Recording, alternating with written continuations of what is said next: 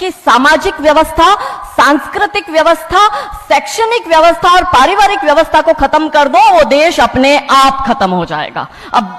अब यही षड्यंत्र चल रहा है। कैसे चल रहा है? 3 स्टेज पे काम होता है। 25 वर्ष तक की बच्चियों को बिगाड़ने का काम बॉलीवुड अपने टीवी सीरियल के माध्यम से करता है। 25 से 35 वर्ष की शादीशुदा महिलाओं का जीवन और उनके परिवार को बर्बाद करने का काम एकता कपूर जैसी महिलाएं अपने टीवी सीरियल के माध्यम से करती है। और जो नौकरी करती हुई बहन बेटियां महिलाएं हैं, जो कि वर्किंग विमेन हैं, उनका दिमाग खराब करने का काम ये ओटीटी प्लेटफॉर्म्स अपने वेब सीरीज के माध्यम से करता है। कैसे करता है, मैं संक्षिप्त में एक एक उदाहरण देकर आपके समक्ष रखूंगी। और बहुत जरूरी है कि जब हम तो एक साधारण व्यक्ति है, हम संसारिक जीवन में रहते हैं, लेकिन यहां पर जो उपस्थित हमारे संतगण है, महंतगण है, इनके बहुत बड़ा फॉलोअर्स ग्रुप रहता है, बहुत से लोग आते हैं, बहुत सी महिलाएं आती है। ये बात वहां तक पहुंचे क्योंकि वो यहां पर उपस्थित नहीं है, पर हमें पता है कि वीडियो के माध्यम से हमारे संत श्री, हमारे महंत श्री हमारी ये वाणी जो है उन तक पहुंचाएंगे कि कैसे करते हैं। ये एक फिल्म बनाते हैं, 25 वर्ष की तक की बच्चियों को कैसे बिगाड़ना है। हिंदुओं के परिवारों को बिगाड़ने के, तोड़ने के षड्यंत्र चल रहे हैं। और सिर्फ एक हिंदू को नहीं खराब करना है, उसके पूरे के पूरे कुटुंब को बर्बाद कर देना है। तो एक भारत की महिला 2 परिवार को जोड़ती है, मायका पक्ष और ससुराल पक्ष। और हम कहते हैं कि भारत की परिवार व्यवस्था जो है वो मानवता की सबसे बड़ी देन है। तो इसी व्यवस्था को खत्म कर दो। कैसे कर दो? तो ये एक फिल्म बनाते हैं अतरंगी रे। हमारी क्योंकि दीदी भी यहाँ उपस्थित है जो कि सेंसर बोर्ड में सदस्य है, तो हम इतना उनसे विनती करेंगे कि हमारी ये बात भी उन तक पहुंचाए। सिस्टमैटिकली ये फिल्मों में लड़की दिखाएंगे हिंदू की, लड़का दिखाएंगे मियां भाई का, और उसमें भी दिखाएंगे कि वो लड़का चाहे अनपढ़ हो, चाहे गवार हो, चाहे आतंकवादी हो, चाहे पंचर छाप हो, और वो हिंदू की लड़की चाहे कितनी पढ़ी लिखी हो, लेकिन उसका परिवार जो है वो रूढ़िवादी है, वो रिग्रेसिव है, और उसके सामने यदि वो घोड़ा भी चला रहा है, खच्चर टट्टू भी चला रहा है, तो वो बड़ा प्रोग्रेसिव है, वो बड़ा संस्कारी है। कैसे करते हैं? ये एक फिल्म बनाते हैं अतरंगी रे। अतरंगी रे फिल्म में जो कि आज की युवा बच्चियों का लेटेस्ट क्रश है, सारा अली खान हीरोइन लेते हैं। हमारी युवा बच्ची इसको फॉलो करती है। उसमें यह दिखाते हैं कि सारा अली खान जो एक मुस्लिम लड़के के प्यार में पड़ जाती है और अपने परिवार से विरोध कर उनसे लड़ झगड़ कर ट्रेन में बैठकर वो भाग जाती है। उसी ट्रेन में एक संवाद होता है उस पिक्चर के हीरो का और उसी हीरोइन का। दोनों अपनी अपनी लव स्टोरी शेयर करते हैं। तो हीरोइन पूछती है हीरो को कि तुम्हारी लव स्टोरी बताओ। तो वो कहता है कि कल मेरी शादी होने वाली और लव स्टोरी तो मेरी लव स्टोरी है कि मैंने बचपन से जिस लड़की से प्यार किया, जिसके साथ पढ़ाई की, जिसके साथ मैं बढ़ा हुआ, उसी लड़की से मेरी बचपन की मित्र जो मेरे समाज की है, जो मेरे गांव की है, उसके साथ ही मेरी शादी होने वाली है। तो वो हीरोइन कहती है अरे ये और कोई लव स्टोरी है, ये लव स्टोरी नहीं हो सकती। तो हीरो पूछता है तो फिर क्या हो सकती है लव स्टोरी?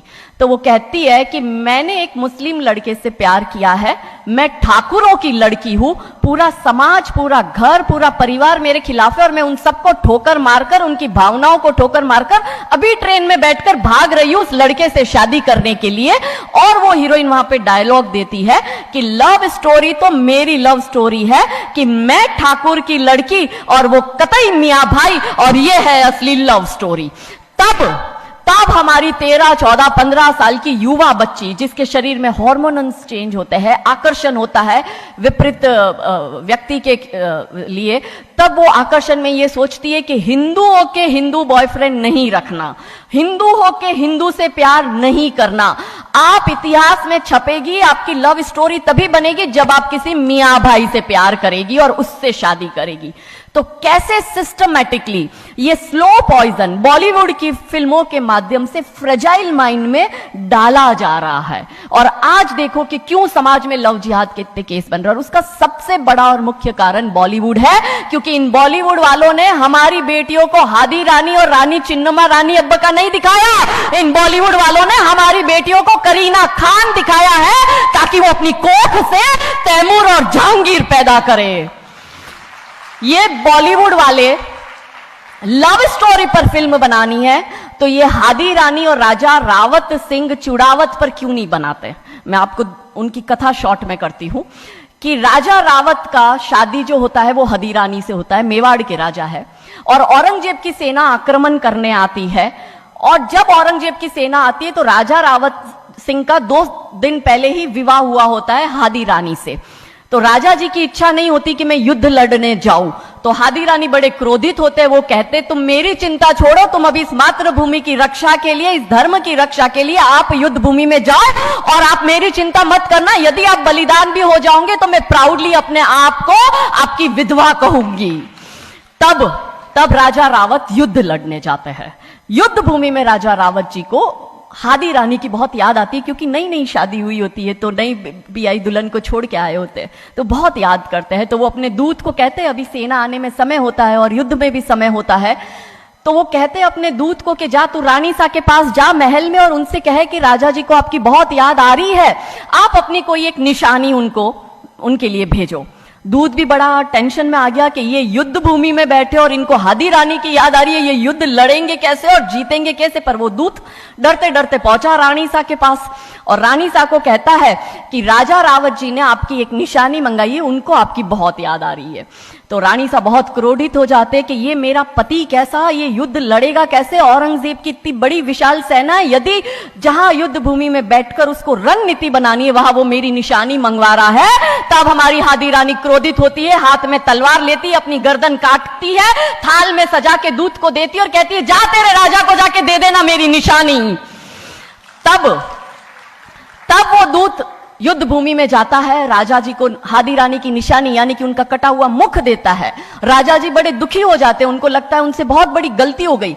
राजा जी रानी की अंतिम इच्छा समझ जाते हैं। रानी जी के लंबे बाल होते हैं, उन बाल की वो माला बनाते हैं, उनके मुख की माला बनाते हैं, वो युद्ध लड़ते हैं, औरंगजेब से युद्ध जीतते हैं और जीतने के बाद राजा रावत वहीं युद्ध भूमि में अपना बलिदान देते, अपनी गर्दन काटकर वहीं अपने जीवन का त्याग करते हैं। यह है लव स्टोरी। पर बॉलीवुड इस पर फिल्म नहीं बनाएगी कि इतिहास चुराए नहीं है, हमने इतिहास बनाए हैं और लाखों शीश कटे हैं रण में, तब जाके हिंदू कहलाए हैं। ये महान गौरवशाली इतिहास हमारा, पर बॉलीवुड इसका इतिहास हमारे समक्ष आने नहीं देता। अब रहा 25 से 35 वर्ष की महिला, कैसे बिगाड़ती है एकता कपूर। वही sari, typical dress, typical getup, पीछे उसकी सीरियल में एकता कपूर की सीरियल में पीछे बहुत बड़ी अंबे मां की मूर्ति। दिखाएंगे कैसे हिंदू महिला को, क्योंकि परिवार खत्म करना है हिंदुओं का।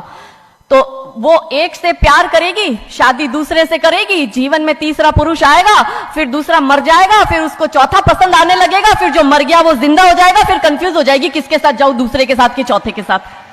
क्या हमारी भारतीय महिलाएं, क्या हमारी हिंदू महिलाएं, सबसे बड़ा प्रश्न यह है कि क्या हम 4-4 पुरुषों के साथ अफेयर करते हैं?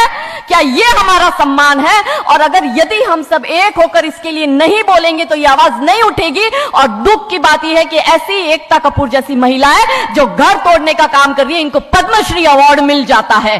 कैसे मिलता है? भारत सरकार से इस भूमि पर खड़े होकर मैं निवेदन करती हूं कि आप ऐसी महिलाओं के पद्मश्री वापस लो, क्योंकि ये महिलाएं हिंदू परिवारों के मकान, घर तोड़ने का काम कर रही है। और तीसरा और अंतिम, नौकरी करने वाली बहनों का दिमाग कैसे खराब करना है। तो ओटीटी प्लेटफॉर्म के माध्यम से ये दिखाएंगे कि यदि आप नौकरी कर रही है तो आपके सास ससुर आपके पैर की जूती, आपका पति आपके पैर की जूती। बच्चा पैदा करने के लिए आपको किसी से शादी करने की जरूरत नहीं है, आपको ससुराल व्यवस्था में रहने की जरूरत नहीं है, और आप है फेमिनिस्ट। और स्त्रीवाद का झंडा दिखाकर हमारी बहन बेटियों को एक हाथ में शराब का ग्लास, दूसरे हाथ से सिगरेट फूको, अंग्रेजी में गालियां बको और आप अपने आप को फेमिनिस्ट कहो। क्या यह फेमिनिज्म है भारत की धरती का? ये कभी नहीं हो सकता। रानी चिन्नमा, रानी अब्ब का फेमिनिज्म का उदाहरण है। और दूर जाने की जरूरत नहीं है, हमारी परम पूजनीय दीदी मां साध्वी रितंबरा दीदी मां फेमिनिज्म का सबसे बड़ा उदाहरण हमारे समक्ष है। रानी नायका देवी, रानी लक्ष्मीबाई हमारे लिए फेमिनिज्म का सबसे बड़ा उदाहरण है। तो यहां उपस्थित सभी महानुभावों से हम यही विनती करते हैं कि फिल्म के माध्यम से ड्रग्स, अश्लीलता और गाली गलौच ये दिखाने के सिवाय कुछ नहीं होता। तो हम सब मिलकर एक साथ एक आवाज उठाए कि इन चीजों का बंद होना बहुत जरूरी है, क्योंकि आने वाली पीढ़ियों को बर्बाद करने का काम ये लोग अपने टीवी सीरियल और फिल्मों के माध्यम से कर रहे हैं। और क्योंकि शुरुआत भगवान राम जी के नाम से करी थी, तो अंत भी हम भगवान राम जी के नाम से करना चाहेंगे कि कौन है राम। राम जो है चेतना है, बिंदु है, बिंदु जिससे प्रस्फुटित है तेज, तेज जो कि इस समस्त सृष्टि की रचना की कल्पना का हेतु है, अनाम है, अनाम जो है पंक्ति में प्रथम, प्रथम है धर्म धैर्य